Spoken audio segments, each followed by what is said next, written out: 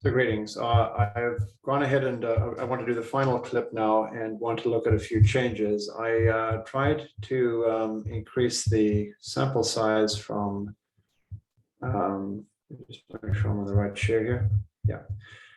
From 10 to 15,000, I was informed that in fact there aren't 15,000 instances in the data set. So that was my mistake. Can't apparently get more data to train off of. But what I did was I went to the dates and I changed something there. So have a look at what I did here. I commented out this code block and I uncommented this one. So instead of just getting an integer version of the date, something like 2017-05-12 as a number, as an integer, what I'm doing is I'm peeling off weekday, day of the week, month. We could get year as well, but I'm just getting those two. And then I'm also getting a timestamp, and the timestamp is something like our previous integer value, but it's just the number of seconds from some beginning time, from some particular point in time, dividing by that by 1,000,000, so that it's the number of seconds, the number of millions of seconds. And I switched date for that value. So this is what I get. I've got my reviews here. You can see date is now sort of a decimal number, a float. And then I also got a weekday. I don't know exactly what the significance or meaning of one is. Maybe a Monday, maybe a Sunday. And then the month of the year, presumably just the usual. January is 1 and December is 12.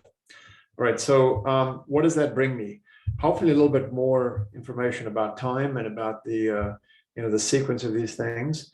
And it's possible that folks have got some subjectivity or positivity variation on weekends, maybe a little bit more relaxed than on weekdays. So maybe there's some accounting for that based on time, those time variables. All right, so we did all the text processing, and ultimately we end up with this data set here where I've got weekday and month. And the date, and I've got my positivity, subjectivity, and review length. Now, what I did was I went ahead and I did all the transformations, for skewness and outliers. I ran the autoviz again, and then I'm reducing the columns to this set here. So that is drug name, date, useful count, review length, positivity. And the reason why I'm doing that is I looked at the feature importance without peeling them off, and this is what I got. So I'm just going to try with this to see if it somehow closes up my learning curve. So let's go ahead and see what happened. Quickly review what PyCaret did. So PyCaret is reporting GBC again.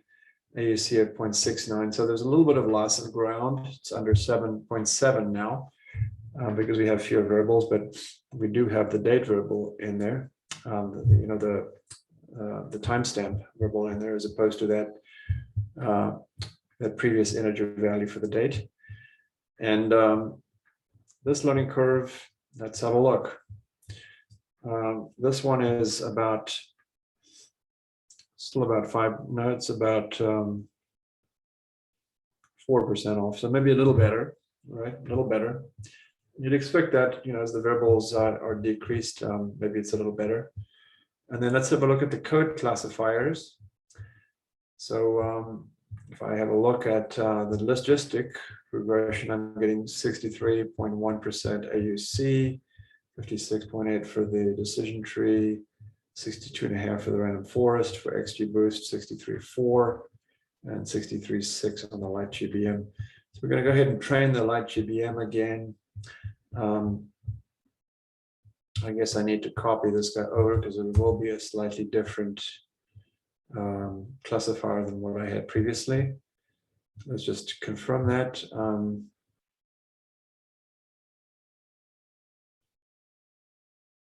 Yeah, the minimum child samples is 15 now, so it was 10 previously. So we'll run that, and I'll run this. Okay, something broke there. I think I need to just take this out. And then we'll run the learning curve again to see if we get lucky. and then just run a confusion matrix and just wrap it up. So just take a moment for this.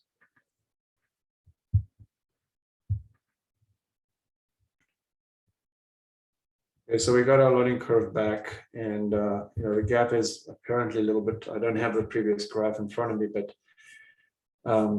what are we dealing with here? Probably about a 71% accuracy on the training data, and looks to be about maybe 64%. So there's still a gap here. The fact that it's trending, if I can get more data, that might help. Might be able to peel off another variable, and exactly what the next step should be. Maybe using that topic analysis, to get better data. All of those are possibilities as next steps.